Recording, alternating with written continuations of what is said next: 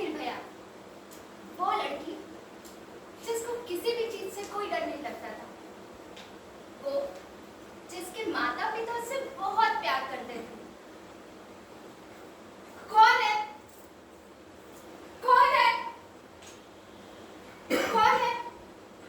देखो, देखो मेरे पास मत आना। देखो, देखो मेरे पास मत आना। छोड़ दो मुझे, छोड़ दो मुझे। मैंने तुम्हारे क्या बिगाड़ा है? छोड़ दो। छोड़ दो मुझे, छोड़ दो मुझे, छोड़ दो, छोड़ दो मुझे। मैंने तुम्हारे क्या बिगाड़ा है? छोड़ दो, छोड़ दो।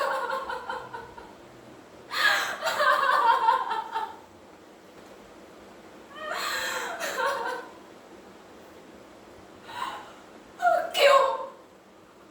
क्यों हुआ मेरे साथ ऐसा? मैंने उन लोगों का क्या बिगाड़ा था?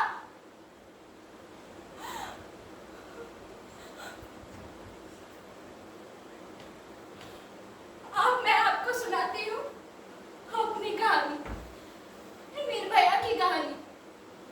वो कहानी जो कोई भी लड़की देखना नहीं चाहती।